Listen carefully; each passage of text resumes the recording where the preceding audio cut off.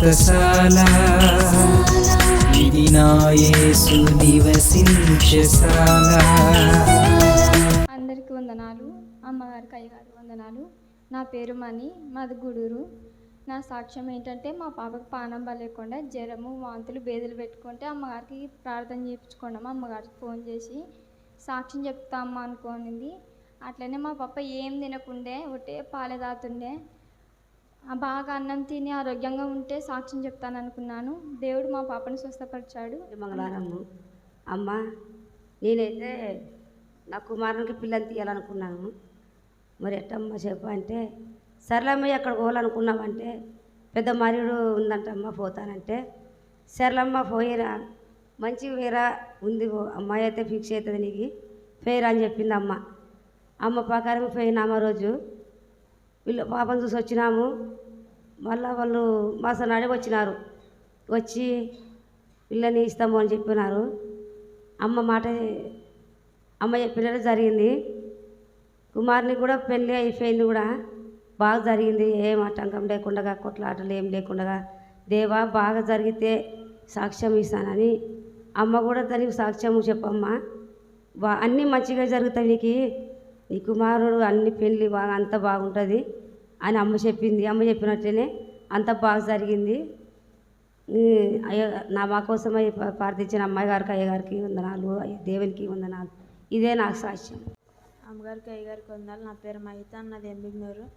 నాకు నిన్న రాత్రి అంతా తలనొప్పి విపరీతంగా వచ్చింది. అట్లా మా అమ్మకు కూడా గ్యాస్ ట్రబుల్తో బాధపడింది. బాగైతే సాక్ష్యం చెప్తా అనుకున్నాను, బాగైంది. ఇదే నా సాక్ష్యం. నా పేరు సువర్ణ, నాది నందవరం. నా సాక్ష్యం ఏమంటే కాళ్ళు అటే తీసిన తీపులు అనేది నొప్పులు అనేది అట్లా వస్తుంది. అస్సలుకి ఎక్కడ తగ్గడం లేదు.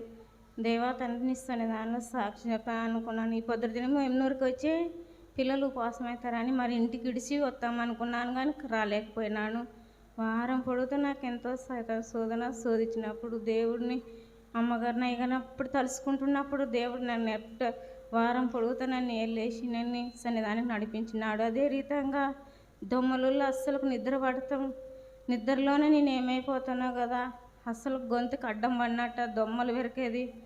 దేవాన్ని సన్నిధానంలో నేను సాక్ష్యం చెప్తున్నాను అనుకున్నాను. నా కుటుంబం కోసం ప్రార్థన చేయాలని అనుకున్నాను.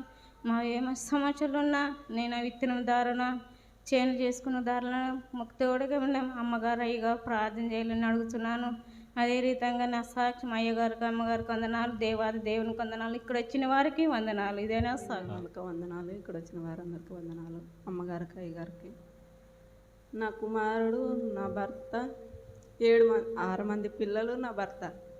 స్కూటీ మీద వస్తప్పుడు అది సైకిల్ తప్పియడానికి పోయి కాసి కింద పడ్డాడు. మా అబ్బాయి 3 గాయాలు తగిలినవి, 4 ఏం కాలేదు. దేవుని కృపను బట్టి ఏమి కాలేదు కాబట్టి చిన్న గాయాలు దేవుడు స్వస్థపరుస్తాడని దేవునికి వందనాలు, అమ్మగారికి అయ్యగారికి వందనాలు. మా కుటుంబం గురించి కానీ ప్రార్థన చేయాలని అమ్మగారిని అయ్యగారిని వేడుకుంటున్నాను.